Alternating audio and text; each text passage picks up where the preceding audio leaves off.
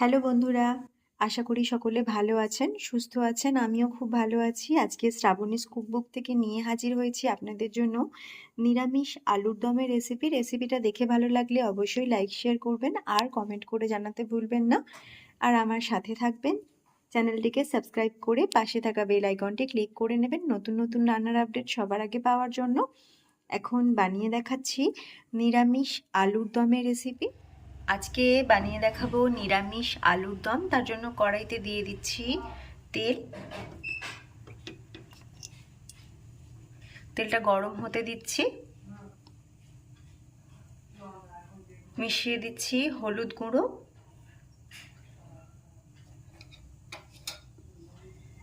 আর দিয়ে দিচ্ছি লবণ। এখন একটু ভালো করে মিশিয়ে তেলটা গরম করে নিচ্ছি।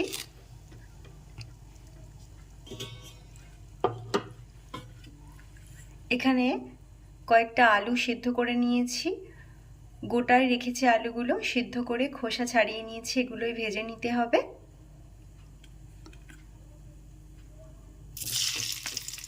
আলুগুলো দিয়ে ভেজে নিচ্ছি।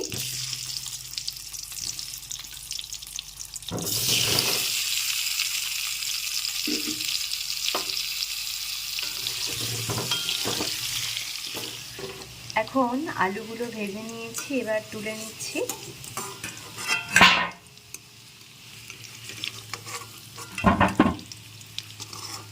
বারো তেরোটার মতো আলু নিয়েছিলাম আমি। প্রথমেই পুরো তেলটাই দিয়ে দিয়েছি, তাই আর তেল দেওয়ার দরকার নেই। এবার আমি এর মধ্যে দিয়ে দিচ্ছি ফোড়ন।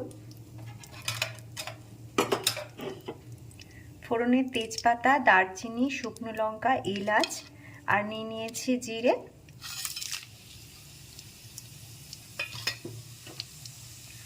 ফোড়নটাকে একটু নেড়েচেড়ে ভেজে নিচ্ছি। ফোড়নের ভাজা ভাজা গন্ধ আসছে।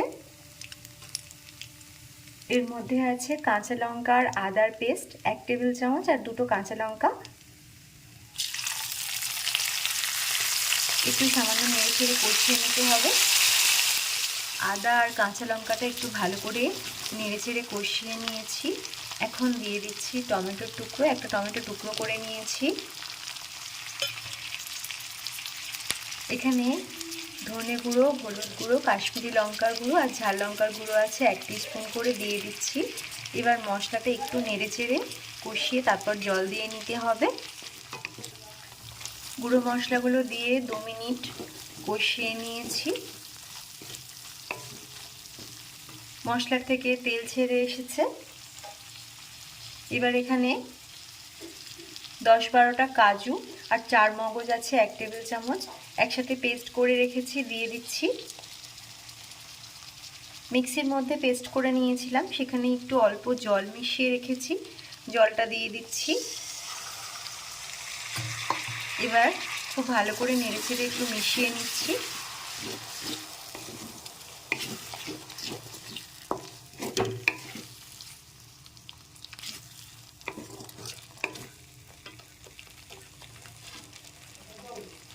আরও 2 মিনিট নেড়েচেড়ে মিশিয়ে নিয়েছি। এবার দিয়ে দিচ্ছি আলুগুলো। এখন একটু নেড়েচেড়ে মশলার সাথে ভালো করে মিশিয়ে নিচ্ছি। লুচি, পরোটা, কচুরি, পোলাও সবার সাথে খেতে ভালো লাগবে এই নিরামিষ রেসিপিটা। যে কোনো পুজোর দিনে বা এমনি নিরামিষের দিনেও এটা বানিয়ে নেওয়া যেতে পারে। এখন আলুটা একটু নেড়েচেড়ে মিশিয়ে নিতে নিতে আমি এখানে 2 টেবিল চামচ টক দই নিয়েছি, একটু ফেটিয়ে রাখবো।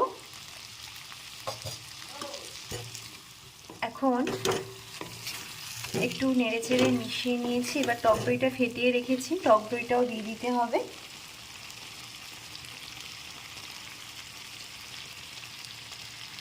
টক দইটা দিয়ে খুব বেশিক্ষণ নাড়াচাড়া করব না। আর ফ্লেমটাকেও একদম কমিয়ে নিয়েছি, লো ফ্লেমে রেখে দই দিয়ে একটু নেড়েচেড়ে খালি মিশিয়ে নিতে হবে। তারপর আমি জল দিয়ে দেবো সেদ্ধ হওয়ার জন্য। নেড়েচেড়ে মিশিয়ে নিয়েছি। এবার দিয়ে দিচ্ছি জল, অল্প পরিমাণে জল। আমি যেহেতু আলু আগে থেকেই সিদ্ধ করে নিয়েছিলাম।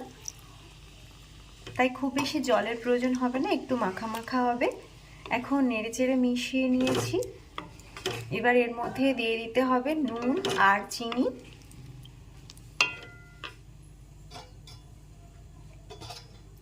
নুনের পরিমাণ আর চিনির পরিমাণ স্বাদ মতো মিশিয়ে নেবেন।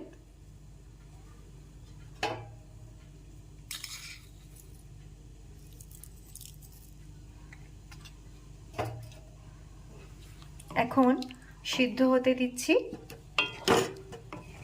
একদম ভালোভাবে সিদ্ধ হয়ে গেছে। এবার দিয়ে দিচ্ছি ঘি। 1 চামচ ঘি দিয়ে দিলাম, নিরামিষই তাই শেষে একটু ঘি দিলে বেশ খেতে ভালোই লাগবে, ফ্লেভারটাও সুন্দর হবে। এখন আরও একবার নেড়ে চেড়ে নিচ্ছি। আর গ্রেভিটাও একদম শুকনো শুকনো হয়ে গেছে। 1 মিনিট হয়ে গেছে, এখন আমি গ্যাসটা অফ করে দিচ্ছি। একদম রেডি নিরামিষ আলুর দমের রেসিপি। এখন একদম রেডি হয়ে গেছে নিরামিষ আলুর দমের রেসিপি। আপনারাও ট্রাই করতে পারেন রেসিপিটা, আশা করি ভালোই লাগবে।